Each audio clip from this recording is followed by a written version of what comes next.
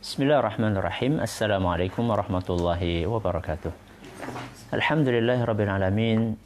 Wassalatu wassalamu ala asyrafil anbiya'i wal mursalin nabiyyina wa sayyidina Muhammadin wa ala alihi wa sahbihi ajma'in. Amma ba'd.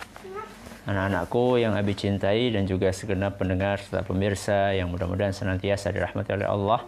Alhamdulillah kita bisa kembali melanjutkan kajian kita kuliah subuh online dengan tema tips hidup bahagia. Kali ini kita akan memasuki tips yang ke-13, ada di halaman 29. Silahkan dibaca masuk sama.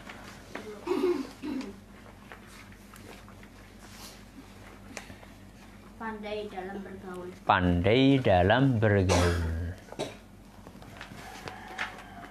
Apakah poin ini penting? Jawabannya sangat penting. Kenapa?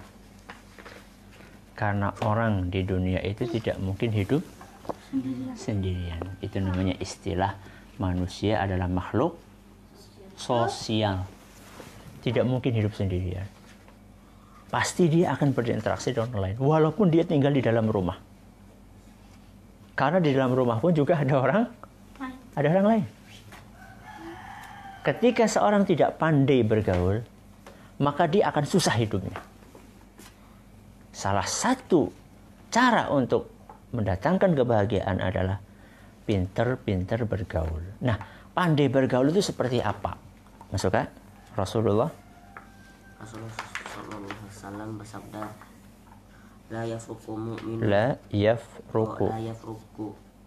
yafruqu mu'minun mu'minatan in kariha minha khuluqan radiya minha khuluqan akhar. Hendaklah seorang mukmin laki-laki suami tidak mencela mukmin wanita istri jika dia membenci salah satu perilakunya, masih ada perilaku lainnya yang dia ridhoi. Hadis riwayat Muslim. Nah, ini penting sekali nih. Ini cara bergaul yang benar itu seperti ini. La yafraq mu'minun mu'minah. Enggak boleh kita itu membenci total mukmin yang lain.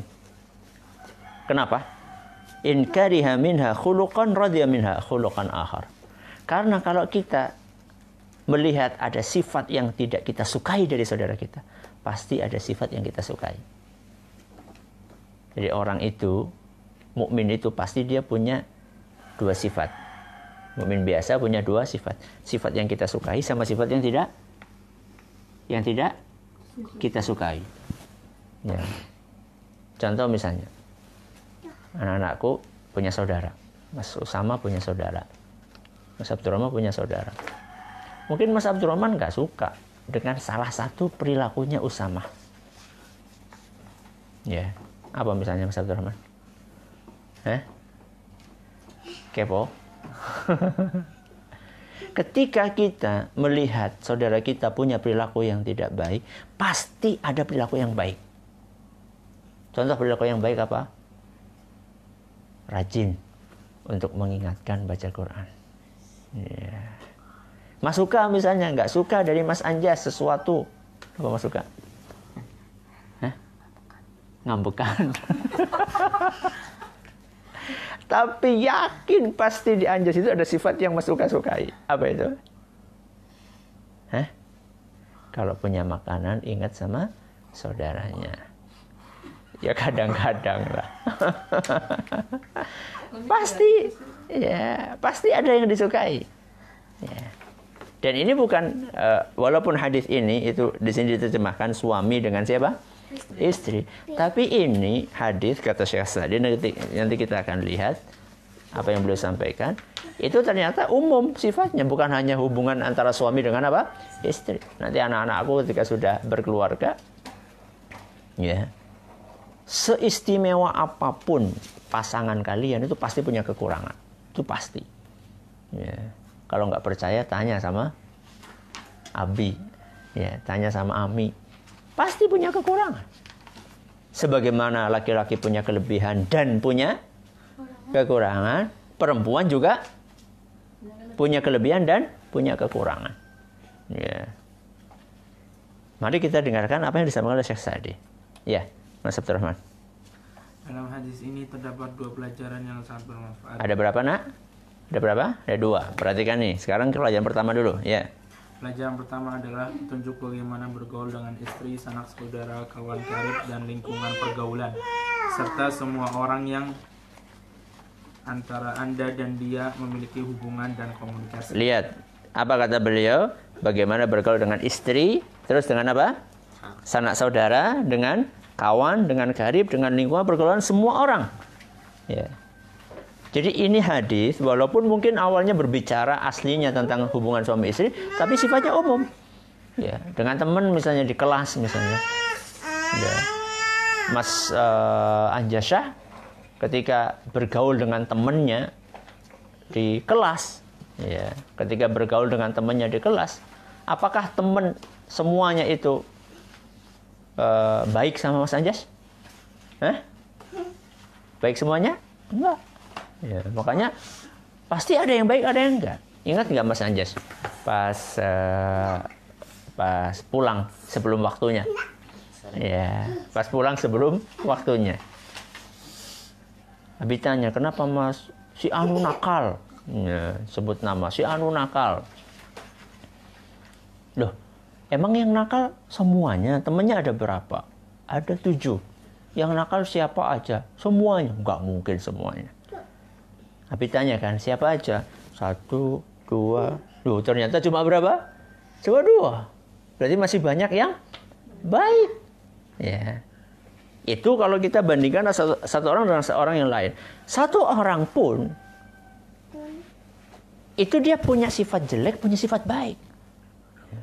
Sehingga jangan kita itu memperkirakan bahwa teman kita itu sempurna. Man talaba akhan bila aibin baqiya bila akhin. Barang siapa mencari teman yang tidak punya aib. Aib itu apa? Kekurangan, maka dia tidak akan pernah punya teman. Kenapa nggak punya teman? Karena nggak ada manusia yang sempurna. Adanya siapa? Rasulullah Sallallahu Alaihi Wasallam. Sedangkan kita tidak hidup sezaman dengan siapa? Rasulullah SAW. Ya. Maka inilah panduannya. Lanjut, Mas Anjasyah. Anda harus menyadari bahwa pada diri tiap orang pasti terdapat celah kekurangan dan sesuatu yang tak disenangi. Maka jika hal tersebut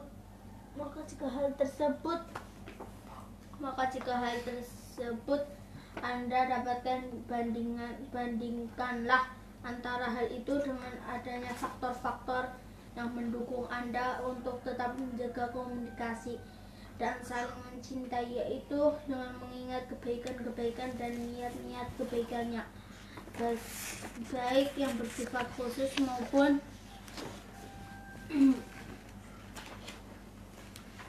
umum.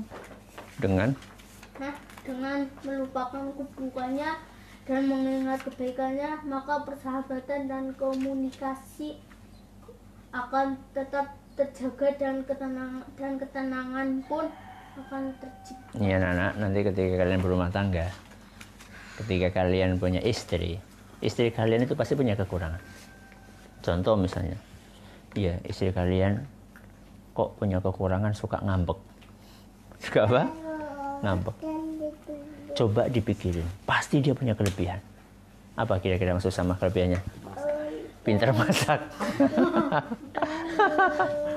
Ya pasti, nggak mungkin enggak.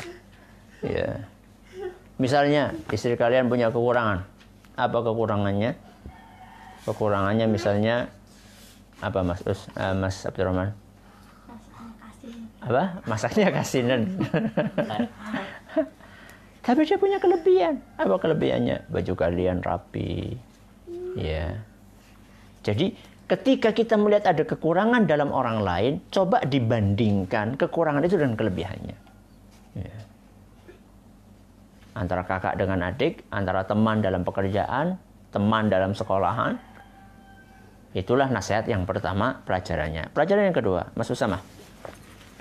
Pelajaran kedua itu adalah hilangnya perasaan gundah dan resah, tetapnya kesucian hati serta kesinambungan dalam menunaikan hak-hak orang lain, baik yang wajib maupun yang sunnah, serta terciptanya keharmonisan di antara kedua belah pihak. Ya, terus siapa yang tidak dapat?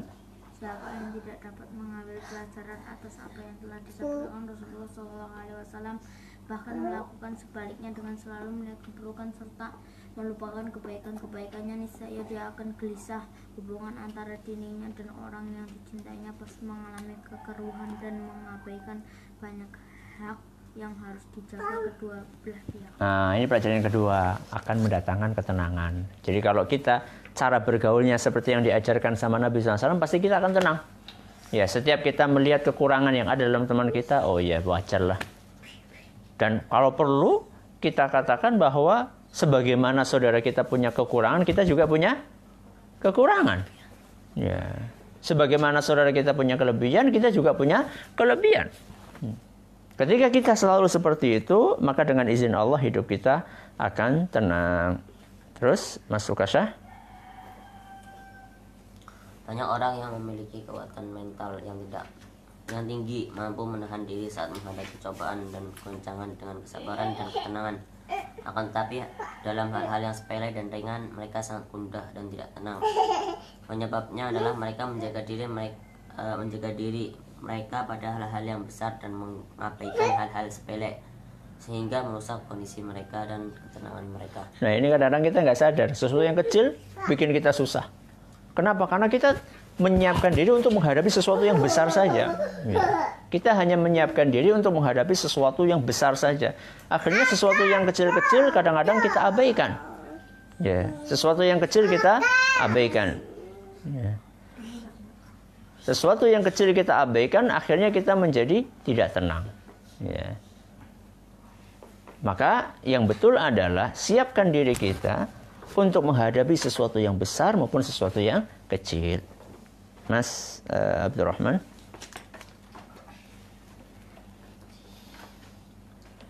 Orang yang bermental kuat adalah mereka yang mampu mengatasi masalah besar maupun kecil, seraya memohon pertolongan kepada Allah dan berdoa kepadanya agar nasibnya tidak diserahkan kepada dirinya walau sekejap mata.